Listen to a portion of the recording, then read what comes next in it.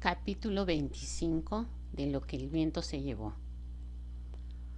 A la mañana siguiente, el cuerpo de Scarlett estaba tan enervado y dolorido por las largas millas de caminata y por los vaivenes del carro que cada movimiento era una agonía. Su rostro, quemado por el sol, estaba rojo. Tenía las palmas de las manos desolladas por las ampollas, la lengua pastosa y la garganta seca, como si las llamas la hubiesen abrazado, y no había agua bastante para calmar su sed. Sentía la cabeza como hinchada y hasta girar los ojos le causaba dolor.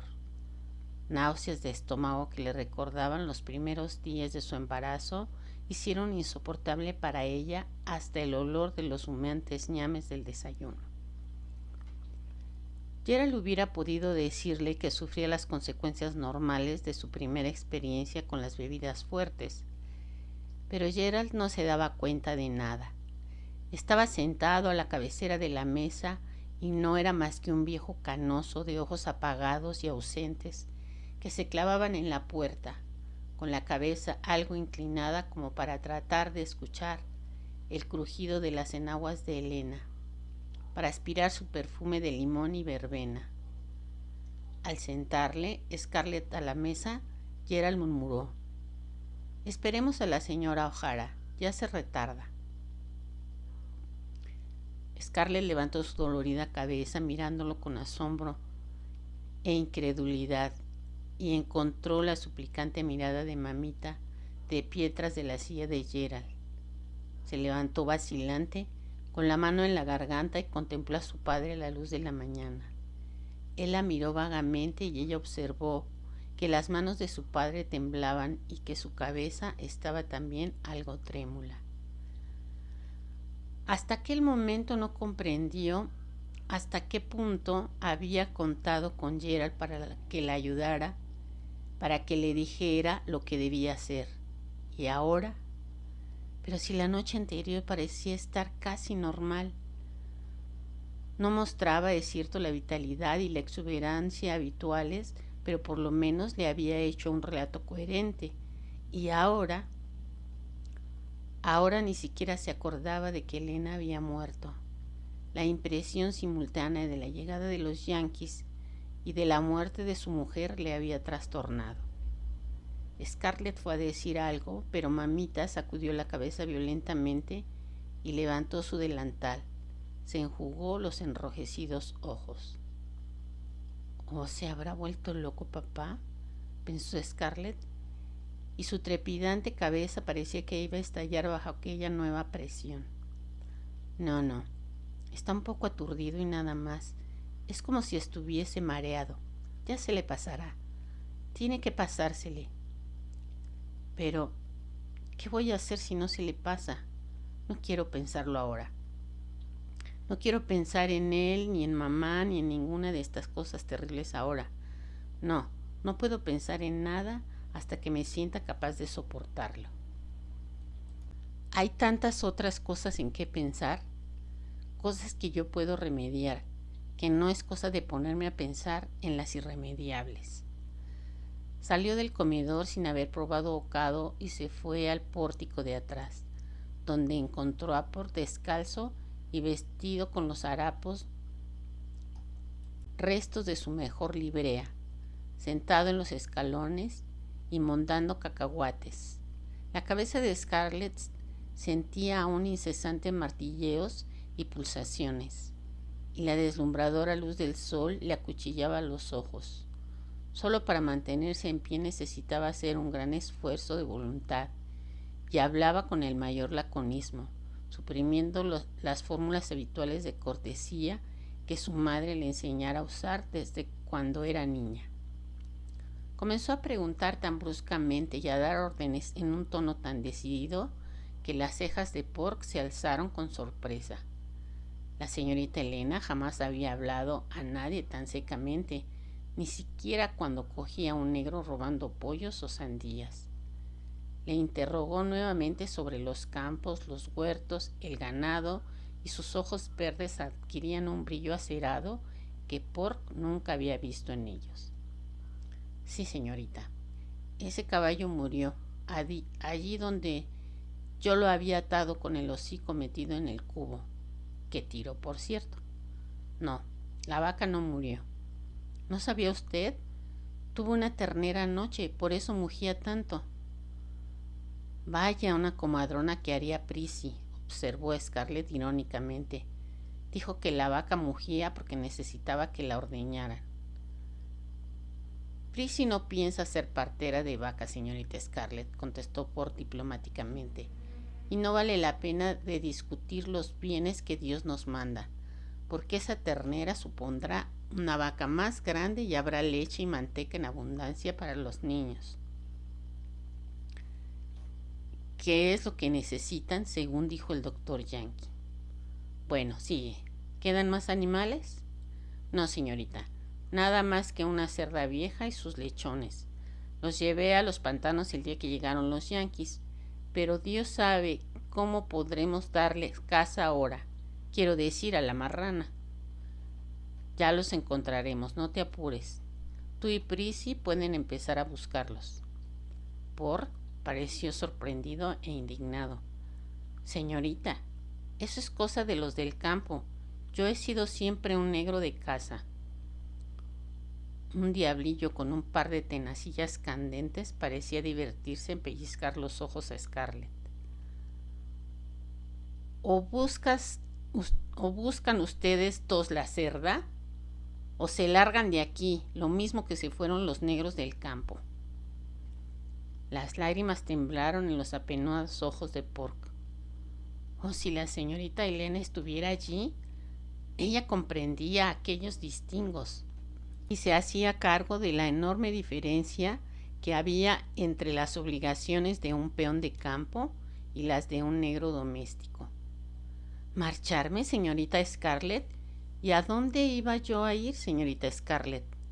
No lo sé ni me importa, pero cualquiera que no quiera trabajar en Tara puede irse a buscar a los yanquis. Puedes decírselo también a los demás. Bien, señorita. Y ahora dime, ¿qué hay del maíz y del algodón, Pork? ¿El maíz? Dios mío, señorita Scarlett, pusieron los caballos a pastar en el maizal y se llevaron después todo lo que los caballos no se comieron o estropearon. Y metieron sus cañones y sus carros por el algodón hasta destrozarlo todo, excepto unos cuantos acres al fondo de la quebrada en que no se fijaron. Pero por ese algodón no vale la pena ni de molestarse, porque apenas hay allí 3 balas. ¿3 balas? Scarlett recordó las docenas y docenas de balas que producía Tara y la cabeza le dolió más aún. 3 balas. Tal cantidad era apenas un poco más de lo que cogían aquellos pobretones de los Slattery. Y para colmo de males quedaba la cuestión de los impuestos. El gobierno confederado aceptaba el algodón en lugar de dinero para pagos de los impuestos, pero 3 balas no bastarían ni para pagar estos. Poco les importaba, sin embargo, a ella o a la Confederación ahora que todos los braceros habían huido y que no quedaba nadie para recoger el algodón. No quiero pensar en eso, se dijo. Las contribuciones no son cosas de mujeres en modo alguno. Papá es el que debe atender estas cosas. Pero papá, no quiero pensar ahora en papá. La Confederación puede esperar el dinero sentadita. Lo que necesitamos ahora es algo que comer.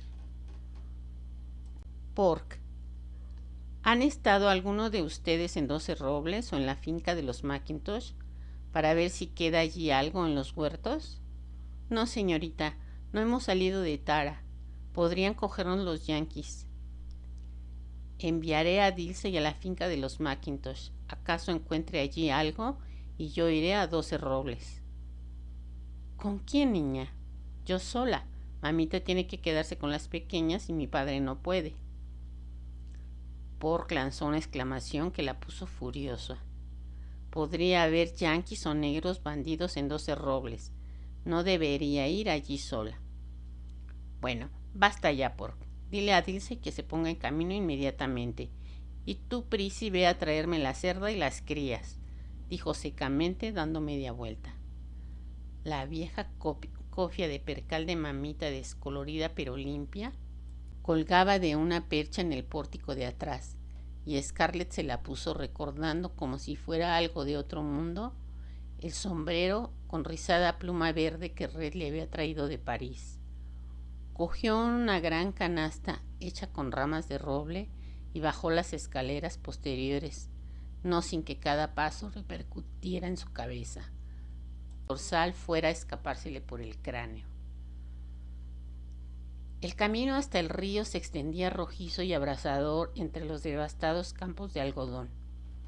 No había árboles que los sombrearan, y el sol traspasaba la cofia de mamita como si fuera de muselina y no de recio percal, mientras el polvo flotante se filtraba por su nariz y su garganta hasta parecerle que si intentaba hablar saltarían en tiras sus membranas.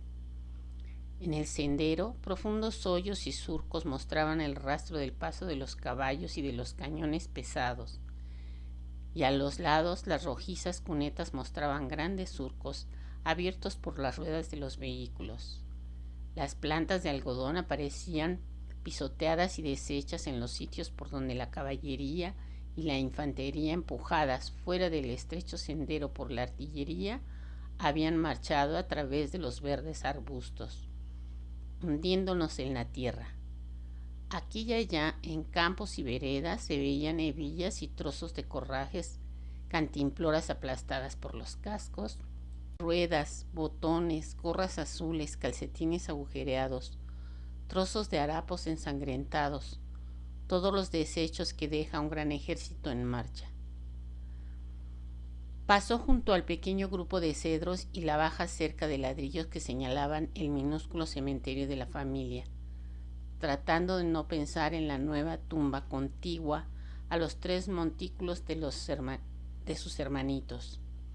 Oh, Elena, siguió bajando trabajosamente el polvoriento cerro, pasando cerca del montón de cenizas y de la mutilada chimenea que era todo lo que quedaba de la casa de los Slattery, y deseo cruelmente que toda la tribu de aquel apellido estuviera también hecha cenizas. Si no hubiese sido por los Slattery, por aquella antipática Emilia que tenía un chiquillo bastardo, hijo del capataz, Elena no habría muerto. Lanzó un gemido cuando un afilado guijarro se clavó en su lacerado pie. ¿Qué hacía ella allí? ¿Por qué Scarlett O'Hara, la belleza del condado, el orgullo de Tara, siempre tan cuidada y protegida, caminaba casi descalza por aquel escabroso sendero? Sus piececitos estaban hechos para bailar, no para andar cojeando. Sus delicados escarpines para asomarse atrevidamente entre brillantes sedas, no para recoger cortantes pedruscos y polvo. Había nacido para ser mimada y atendida, y sin embargo allí estaba ahora, llena de náuseas y harapienta, impulsada por el hambre, a la caza de alimento en los huertos de sus vecinos. Al pie del amplio cerro estaba el río, y qué frescura y quietud había en aquellos árboles que trenzaban sus ramas sobre el agua. Se dejó caer en la orilla y, quitándose los restos de sus zapatos y de sus medias, humedeció sus ardorosos pies en las frías aguas. Qué grato sería permanecer allí todo el día, lejos de los melancólicos ojos de Tara, allí donde solo el susurro de las hojas y el murmullo de agua lenta rompía el silencio. Pero con un esfuerzo se puso otra vez medias y zapatos y avanzó penosamente por la orilla, alfombrada de esponjoso musgo, bajo la sombra de los árboles.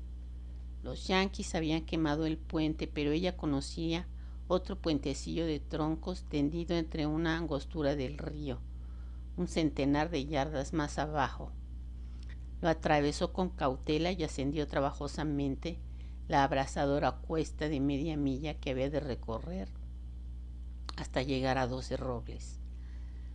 Allí se elevaban los 12 robles, tal como se habían elevado desde los días de los indios, pero ahora sus hojas estaban tostadas por el fuego y las ramas quemadas y medio carbonizadas. Dentro del círculo que formaban yacían las ruinas de la casa de Juan Wilkes, los abrasados restos de la antes señorial mansión que coronaba el cerro con la noble dignidad de sus blancas columnas, el hoyo profundo que quedaba de lo que había sido la bodega, las ennegrecidas piedras de los cimientos y 2 grandes chimeneas marcaban el emplazamiento de la casa destruida. Una alta columna medio quemada había caído transversalmente sobre el césped, aplastando las matas de jazmines. Scarlett se sentó sobre la derribada columna. Viendo aquel espectáculo se sentía demasiado acongojada para poder continuar. Aquella desolación penetraba tan profundamente en su corazón como si no hubiese experimentado otros dolores. Allí a sus pies estaba el orgullo de los Wilkes, convertido en cenizas. Allí estaba el fin de aquella casa tan amable y cortés, en la que siempre la recibieran con los brazos abiertos, la casa de la que en sus vanos ensueños había aspirado a ser ama y señora. En ella había bailado, comido y filtreado, y en ella había contemplado, con el corazón dolorido y celoso, cómo Melanie procuraba agradar a Ashley. Allí también, a la fresca sombra de sus árboles, Carlos Hamilton había oprimido su mano con éxtasis cuando ella le prometió casarse con él. Oh, Ashley, pensó, deseo de corazón que hayas muerto. No podría soportar la idea de que puedas ver todo esto. Ashley se había casado aquí con su prometida, pero su hijo y sus nietos no podrían ya traer otras prometidas a esta casa. No habría ya bodas ni nacimientos bajo el hospitalario techo que Scarlett amó tanto y que había deseado gobernar. La casa había muerto y para Scarlett era como si también los Wilkes hubiesen muerto entre sus cenizas. No quiero pensar en ello ahora, no puedo soportarlo. Ya pensaré más tarde, dijo en voz alta, apartando los ojos. Buscó el huerto tropezando entre las ruinas con los pisoteados rosales que los Wilkes cuidaban con tanto esmero. Atravesó el patio posterior y las cenizas del ahumadero, de los cobertizos y gallineros. La valla de troncos cortados alrededor del huertecillo de la casa estaba destrozada y las antes simétricas hileras de plantas verdes habían sufrido el mismo trato que las de Tara. La blanda tierra estaba llena de las cicatrices causadas por los cascos de los caballos y las pesadas ruedas, y las legumbres habían sido hundidas en el suelo. Nada quedaba aquí útil para ella. Retrocedió por el patio y siguió el sendero que conducía a la silenciosa fila de blancas barracas destinadas a la servidumbre, gritando conforme caminaba, pero ninguna voz respondió a la suya, ni siquiera ladró un perro. Evidentemente los negros de Wilkes habían huido o unido a los yanquis. Ella sabía que cada esclavo tenía allí su parcela de huerto, y cuando llegó a los pabellones de los negros confiaba en que tales parcelas hubieran quedado inmunes. Su búsqueda fue recompensada, pero estaba demasiado extenuada para sentir alegría a la vista de los nabos y coles, algo mustios por falta de agua, pero todavía en pie, así como las alubias amarillentas pero comestibles. Se sentó entre los surcos y cavó la tierra con temblorosas manos, llenando el cesto poco a poco. Lograrían hacer una buena comida en Tara aquella noche al menos, a pesar de la falta de unos trozos de carne que cocer con las legumbres. ¿Acaso un poco de la grasa que Dilsey empleaba para alumbrar podría utilizarse como condimento? Tenía que acordarse de decir a Dilsey que empleara piñas y economizara la grasa para guisar. Cerca del último escalón de una de las cabañas halló una pequeña hilera de rábanos, y el hambre se apoderó de ella súbitamente. Un rábano ácido y picante era precisamente lo que su estómago parecía reclamar. Quitó someramente con la falda la tierra adherida, mordió la mitad y la comió a toda prisa. Era un rábano viejo y corrioso y tan picante que hizo brotar las lágrimas de sus ojos. Apenas pasó aquel primer bocado, su vacío y castigado estómago se rebeló y Scarlett tuvo de tenderse sobre la blanca tierra mientras vomitaba penosamente. El vago olor a negro que exhalaba de la cabaña acreció todavía más sus náuseas, y falta de fuerzas para combatirlas continuó sufriendo dolorosas arcadas, en tanto que la cabaña y los árboles giraban velozmente en torno suyo. Al cabo de un largo rato se tendió de cara al suelo, pareciéndole la tierra tan blanda y confortable como una almohada de plumas. Su cerebro erraba débilmente de una cosa a otra.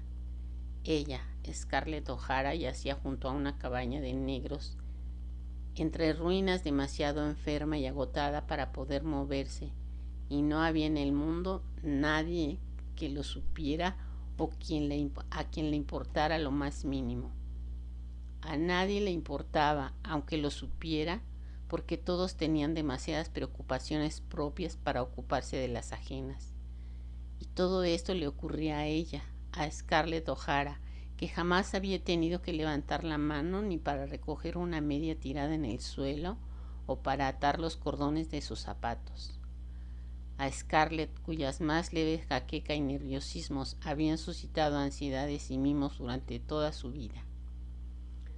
Mientras yacía postrada, demasiado débil para ahuyentar tales recuerdos, estos se precipitaban sobre ella, se cernían formando círculos en torno suyo, como cuervos que aguardaran su muerte. Ya no tenía energías para decirse: pensaré en mamá y en papá y en Ashley y en todas estas ruinas más adelante.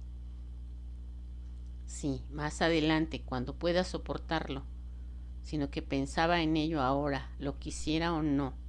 Los pensamientos giraban y se cernían sobre ella, descendían después, hincando agudos picos y afiladas garras en su cabeza. Durante un infinito espacio de tiempo yació allí, con la cara medio sepultada en la tierra, mientras el sol caía abrasador sobre ella, recordando cosas y personas que habían muerto, rememorando una vida que ya no podía existir y contemplando angustiosamente la perspectiva del tenebroso futuro. Cuando pudo incorporarse al fin y vio nuevamente las negras ruinas de 12 robles, su cabeza se irguió, y entonces algo que fue juventud, belleza e intensa ternura había desaparecido para siempre. Lo pasado, pasado. Los muertos estaban muertos. El ocio y el lujo de días mejores quedaban lejos y no volverían jamás. Cuando Scarlett arregló el pesado cesto colgándoselo al brazo, había arreglado también su mente y su vida entera. No se podía retroceder y ella iba a marchar hacia adelante.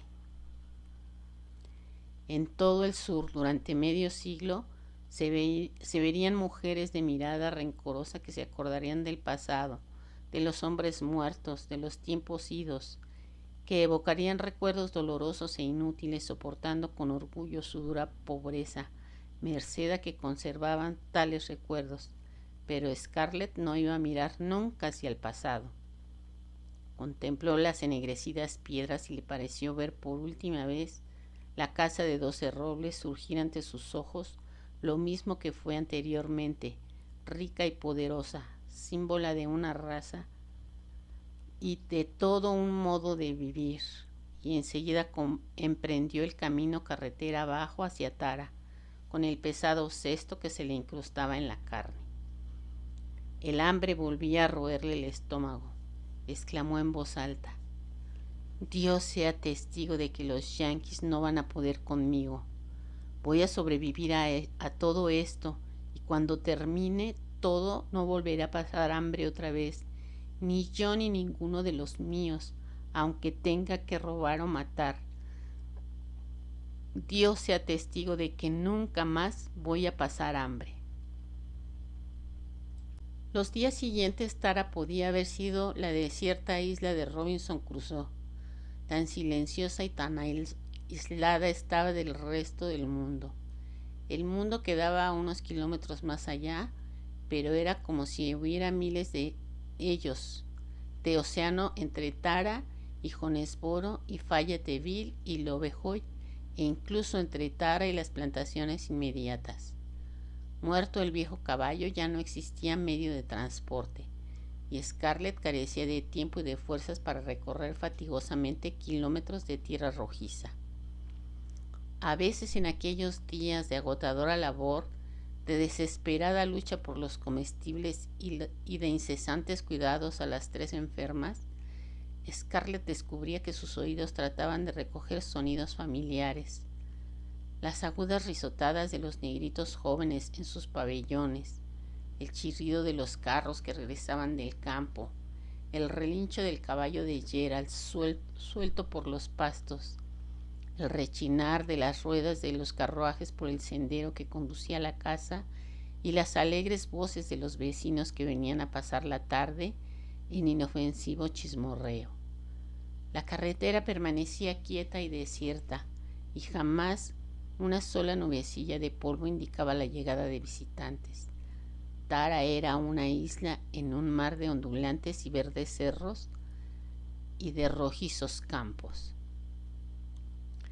Quizás en alguna otra parte quedara un mundo de familias que comían y dormían seguros bajo su propio techo. En alguna otra parte habrían muchachas vestidas con elegancia que filtraran alegremente y cantaran: cuando se acabe esta guerra cruel, como lo había cantado ella pocas semanas antes. En alguna otra parte había guerra y atronadores cañones y ciudades incendiadas y hombres que se pudrían en los hospitales entre hedor a medicamentos. En alguna otra parte un ejército descalzo con sus uniformes de confección casera marchaba, luchaba, dormía, ayunaba y se fatigaba con esa pesada fatiga que abruma cuando se han perdido las esperanzas. Y en alguna otra parte los cerros de Georgia azuleaban bajo los uniformes de los yanquis, de yanquis bien nutridos, montados sobre caballos ahitos de buen maíz. Más allá de Tara estaba la guerra, estaba el mundo, pero en la plantación la guerra y el mundo solo existían como recuerdos que era preciso olvidar si se agolpaban a la mente en algún momento de renuncia y agotamiento. El mundo exterior pasaba a segundo plano ante las demandas de los estómagos vacíos o semivacíos, y la vida venía a condensarse en 2 ideas unidas: comer y procurarse alimento. Comida, comida.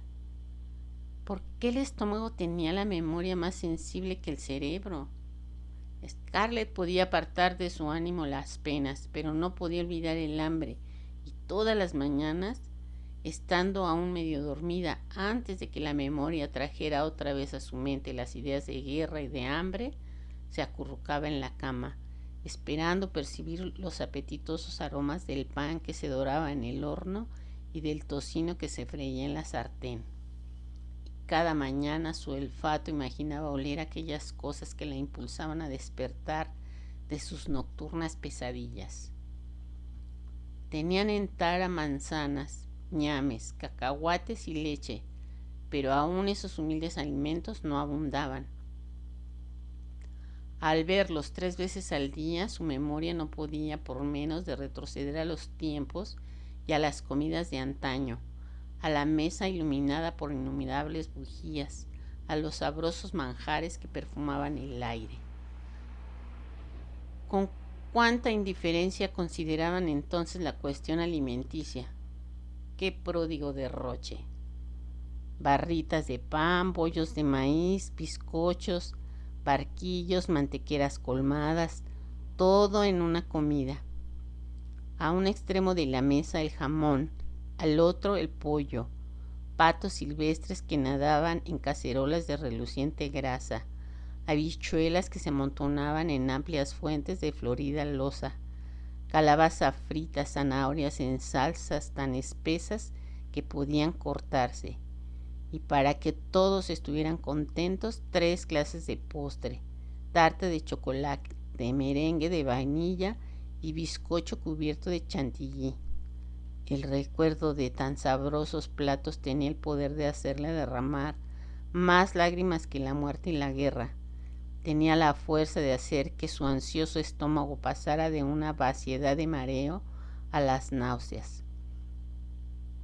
En cuanto al buen apetito que mamita había deplorado siempre, el natural apetito de una muchacha sana de 19 años estaba cuadriplicado ahora por una dura e incesante labor, desconocida hasta entonces. Su apetito no era el único que podía inquietar en Tara, pues por todos lados sus ojos solo encontraban caras hambrientas, igual en negros que en blancos. Muy pronto Karen y Susele mostrarían el hambre insaciable de unas convalecientes de tifus. Ya el pequeño Wade gemía monótonamente. Wade tiene hambre. Wade quiere más ñames. También los demás refunfuñaban. Señorita Scarlett, como no me eche algo más al estómago, no voy a poder cortar leña. Niña mía, estoy deseando comer algo. Hija, por Dios, ¿no hay más que ñames para la comida? Melanie era la única que no se quejaba. Melanie, cuyo rostro estaba más pálido y más delgado cada día, y que hacía muecas de dolor incluso dormida. No tengo ganas, Scarlett. Da mi parte de leche a Dilsey. La necesita para alimentar a los nenes. Las personas enfermas nunca tienen hambre. Aquella resignada actitud irritaba a Scarlett más que las quejas plañideras de los otros. Podía obligar y obligaba a los demás a que se callaran, con sus amargos sarcasmos, pero ante el espíritu de sacrificio desplegado por Melanie, se sentía desarmada, tan desarmada como furiosa. Gerald, los negros y Wade se arrimaban ahora a Melanie porque ésta, aun en su debilidad, se mostraba compasiva y cariñosa. Y Scarlett en aquellos días no lo era. Wade especialmente no salía del cuarto de Melanie. Había en Wade algo que no funcionaba bien, pero Scarlett no tenía tiempo para descubrirlo. Aceptó lo que dijo mamita respecto a que el chiquillo tenía lombrices y le hizo tomar una medicina compuesta de ciertas hierbas secas y de corteza de árbol que Elena empleaba siempre para los negritos. Pero el vermífugo solo sirvió para que el niño palideciera más aún. En aquellos días Scarlett no consideraba casi a Wade como un ser humano. Era para ella tan solo una preocupación más, una boca más que alimentar. Más tarde, cuando pasaran aquellos apuros, jugaría con él, le contaría cuentos, le enseñaría el abecedario, pero ahora no tenía tiempo ni ganas de hacerlo, y como se lo encontraba constantemente en medio cuando ella estaba más cansada o más preocupada, muchas veces le habló con dureza. Incluso la enojaba que sus breves reprensiones hicieran asomar a los ojazos del niño una expresión de verdadero espanto, porque cuando se asustaba parecía más idiotizado. Ella no se hacía cargo de que el pequeño había vivido entre terrores demasiado fuertes para que un adulto pudiera comprenderlos. El miedo se había apoderado de Wade, un miedo que agitaba su espíritu y hacía que por las noches despertara dando gritos. Cualquier ruido inesperado, cualquier regaño le hacía temblar, porque en su mente los ruidos inesperados y las voces violentas estaban indisolublemente ligados a los Yankees, y tenía más miedo a los Yankees que a los fantasmas de Prissy. Hasta que empezó la tormenta del sitio, jamás había conocido el chiquillo más que una vida tranquila, plácida y feliz. Aunque su madre no se ocupaba mucho de él, no había sentido nunca más que mimos y palabras cariñosas, hasta la noche en que fue arrancado del sueño para hallarse bajo el cielo enrojecido por el resplandor de los incendios y las explosiones que retumbaban en el aire. Aquella noche y al siguiente día le abofeteó su madre por primera vez y él escuchó de su boca los primeros gritos de regaño. la vida que él conocía en la linda casa de ladrillo de Peachtree Street, la única vida que conociera hasta entonces, se había desvanecido aquella noche y no podría recobrarla jamás. En la huida de Atlanta, nada comprendió él de lo que pasaba, excepto que los yanquis le perseguían, y vivía aún ahora bajo el terror de que los yanquis le cogieran y lo hicieran pedazos. Cada vez que Scarlett levantaba la voz para regañarle, le asaltaba el terror y su vaga memoria infantil evocaba los horrores de la primera noche en que ella le había regañado. Ahora los yanquis y las palabras duras estaban perpetuamente unidos en su mente y sentía un miedo muy grande a su madre. Scarlett no podía por menos que notar que el niño comenzaba a rehuirla, y en los raros momentos en que sus interminables quehaceres le permitían pensar en ello, se irritaba no poco. Aquello era todavía peor que tenerle todo el día colgado de su falda, y la molestaba que el refugio del niño fuese Melanie, y el cuarto de ésta, en donde jugaba pacíficamente a lo que Melanie le sugería, o escuchaba los cuentos que ésta le contaba. Wade adoraba a su tita, que tenía la voz dulce, que sonreía siempre, que nunca le decía: «Cállate, Wade, me mareas», o bien: «Estate quieto, Wade, por amor de Dios». Scarlett no tenía ni tiempo ni ganas de acariciarle, pero se sentía celosa de que Melanie lo hiciera. Al verle un día haciendo volantines en la cama de Melanie y dejándose caer sobre ésta, le pegó. ¿No se te ocurre nada mejor que dar esos golpetazos a tu tía que está mala? Ya te puedes ir a jugar al patio y no volver por aquí. Pero Melanie extendió su débil brazo y atrajo al gimiente niño hacia ella. Vamos, vamos, Wade. Tú no querías darme ningún golpe, ¿verdad?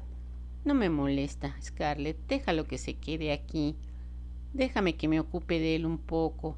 Es lo único que puedo hacer yo hasta que me ponga buena, y tú estás demasiado atareada para hacerlo. No seas tonta, dijo secamente Scarlett. No estás todavía tan repuesta como debieras, y que Wade se deje caer sobre tu vientre no crees que te venga muy bien. Y a ti, Wade, si te dan en la cama de tu tía, ya verás lo que te pasa. Y menos gemidos, siempre andas gimiendo, debes procurar portarte como un hombrecito. Wade, sollozante, escapó para ir a esconderse en los sótanos. Melanie se mordió el labio y los ojos se le inundaron de lágrimas, mientras mamita, que estaba de pie en el corredor y presenció la escena, frunció el ceño y respiró trabajosamente. Pero nadie le hacía objeciones a Scarlett en aquellos días. Todos tenían miedo a su acerada lengua. Todos tenían miedo al nuevo ser que se había posesionado de su cuerpo. Ahora Scarlett era reina suprema en Tara, y como sucede a otros cuya autoridad cayó repentinamente en sus manos, todos los tiránicos instintos de su naturaleza subieron a la superficie. No es que ella fuera mala por esencia, era por estar tan asustada y tan insegura de sí misma, por lo que se mostraba cruel, por miedo a que los demás descubrieran su flaqueza y se negaran a obedecerle. Además, le causaba cierto placer gritar a la gente y saber que le tenían miedo.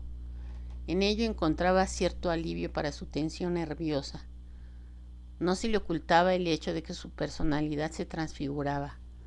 A veces, cuando sus secas órdenes hacían que Pork adelantara el labio inferior y que mamita murmurara: «Algunas personas se han subido a las nubes en estos días», ella no podía por menos de asombrarse de haber perdido sus buenos modales. Toda la cortesía, toda la suavidad que Elena había procurado inculcarle, se habían desprendido de ella como se desprenden las hojas de los árboles al soplo del primer viento otoñal. Una y otra vez Elena le decía: «Sé firme pero amable con los inferiores, especialmente con los negros». Mas si fuese amable, los negros permanecerían sentados en la cocina todo el día, hablando incesantemente de los buenos tiempos pasados en que a un criado de casa no se le exigía que hiciera el trabajo de un peón de campo. Ama y cuida bien a tus hermanos. Sé buena con los afligidos, decía Elena. Muéstrate cariñosa con los que tienen penas y dificultades. Pero no podía amar a sus hermanas. No eran más que un peso muerto cargado a sus hombros. En cuanto a cuidarlas, no las bañaba, las peinaba y les daba de comer a una costa de tener que caminar varios kilómetros al día para ir a buscar legumbres. No estaba aprendiendo a ordeñar la vaca, aunque el corazón se le subía a la garganta cada vez que el terrible animal agitaba los cuernos en dirección suya. En cuanto a ser amable, era perder el tiempo. Si se mostraba demasiado amable con ellas, probablemente se quedarían en la cama más tiempo del que debían, y ella quería verlas en pie lo antes posible, a fin de contar con 4 manos más para ayudarla. Convalecían lentamente y yacían débiles y esqueléticas en su camita. Mientras reposaban inconscientes, el mundo había cambiado. Los yanquis llegaron, los negros se fueron y su madre había muerto. Estos 3 acontecimientos eran increíbles y sus mentes no podían comprenderlo. Algunas veces les parecía estar delirando todavía y que tales cosas no habían ocurrido. Realmente Scarlett había cambiado tanto que aquello no podía ser cierto. Cuando se colocaba al pie de su cama y les exponía el programa de lo que quería que hicieran cuando estuvieran buenas, la miraban como si fuese un ser de otro mundo. El no tener ya 100 esclavos para trabajar era algo que sobrepasaba su comprensión. También excedía a esta la idea de que una ojara debiera hacer trabajos manuales. Pero hermana, decía Karen, mostrando en su carita infantil y dulce toda su consternación, yo no podría cortar astillas, me estropearía las manos. Mira las mías, contestó Scarlett con pavorosa sonrisa, poniendo ante sus ojos 2 palmas callosas y llenas de ampollas. Es odioso que nos hables así, a la niña y a mí, gritó Susele. Creo que estás mintiendo y tratando de asustarnos. Si mamá estuviera aquí no te dejaría hablarnos así.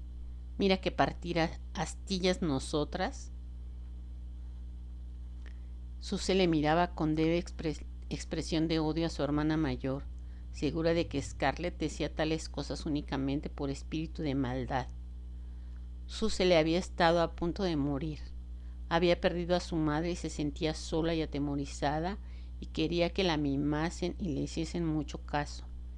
En vez de esto, Scarlett las examinaba todos los días desde los pies de la cama, calculando el grado de su mejoría con un nuevo y aborrecible destello de sus oblicuos ojos verdes, y les hablaba de hacer las camas, de preparar la comida, de llevar cubos de agua y de partir astillas, y parecía gozar al decir cosas tan horribles. Scarlett gozaba realmente al hacerlo. Tiranizaba a los negros y torturaba los sentimientos de sus hermanas, no solo porque estaba demasiado preocupada, inquieta y fatigada para hacer otra cosa, sino porque contribuía al olvido de sus propias amarguras el comprobar que todo lo que su madre le había enseñado sobre la vida era erróneo. Nada de cuanto su madre le enseñó le servía ahora para nada, y el corazón de Scarlett estaba dolorido y extrañado.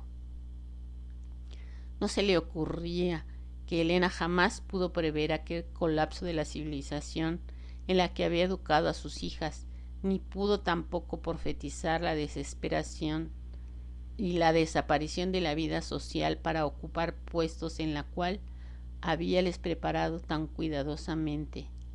A Scarlett no se le ocurría que Elena contemplaba entonces una perspectiva de plácidos años futuros, semejantes a los tranquilos años de su propia vida, cuando le enseñó a ser gentil y condescendiente, modesta, amable, buena y sincera. La vida trataba bien a las mujeres que habían aprendido a ser así, decía Elena. Scarlett pensaba con desesperación. No, nada de lo que ella me enseñó me sirve ahora para nada. ¿De qué me serviría ahora la cortesía? ¿De qué la dulzura? Más me hubiera valido haber aprendido a arar, a recolectar algodón como un negro. Oh, madre, qué equivocada estabas. No se detenía a pensar que el mundo ordenado de Elena había desaparecido, siendo sustituido por un mundo brutal, un mundo en que todo patrón, todo valor eran distintos. Ella solo veía o le parecía ver que su madre estaba equivocada y se esforzaba en cambiar rápidamente a fin de ajustarse a aquel nuevo mundo para el cual no estaba preparada. Únicamente sus sentimientos hacia Tara no habían cambiado, no se acercaba nunca a la casa, fatigada por venir a campo traviesa sin que al divisar la blanca mansión, amplia y baja, su corazón rebosara de alegría y de placer de regresar a ella.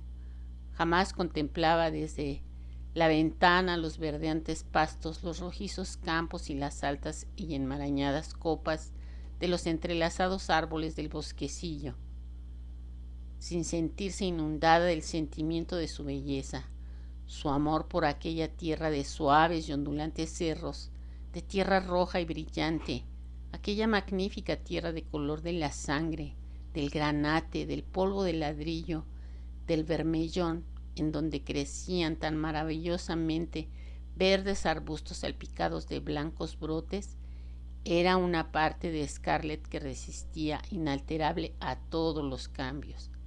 En ningún otro lugar del mundo existía una tierra como aquella. Cuando contemplaba a Tara comprendía en parte por qué se luchaba en las guerras. Red estaba equivocado al decir que los hombres hacían la guerra por el dinero. No, combatían por ondulantes sacres de tierra, suavemente surcados por el arado, por verdes pastos de hierba recién segada, por perezosos y amarillentos riachuelos y por casas blancas y frescas, sombreadas de magnolias. Aquellas cosas eran las únicas merecedoras de que se luchara por ellas. Aquella rojiza tierra que era de ellos y que sería de sus hijos y que habría de producir abundancia de algodón para los hijos de sus hijos. Aquellas pisoteadas tierras de Tara era lo único que le quedaba, ahora que su madre y Ashley ya no vivían, que Gerald estaba senil e inútil por las emociones y que su dinero y los negros y su seguridad y su posición se habían desvanecido de la noche a la mañana. Y como si fuera ya una cosa del otro mundo, recordaba una conversación con su padre acerca de las tierras y se maravillaba ahora de haber podido ser tan joven y tan ignorante como para no entender lo que él quería decir cuando afirmó una vez que la tierra era la única cosa del mundo que merecía que se luchase por ella. Porque es la única cosa en el mundo que perdura y porque para cualquiera que tenga en sus venas una sola gota de sangre irlandesa, la tierra en que vive y de la que vive es como su madre. Es lo único que vale la pena de que se trabaje, se luche y se muera por ella. Si Tara merecía que se combatiese por ella, y ella aceptaba el combate simplemente y sin reparos, nadie podría quitarle Tara, nadie los dejaría a ella y a sus gentes a la aventura, viviendo de la caridad de sus parientes. Conservaría Tara aunque tuviera que reventarse trabajando y reventar a todos los que vivían en Tara.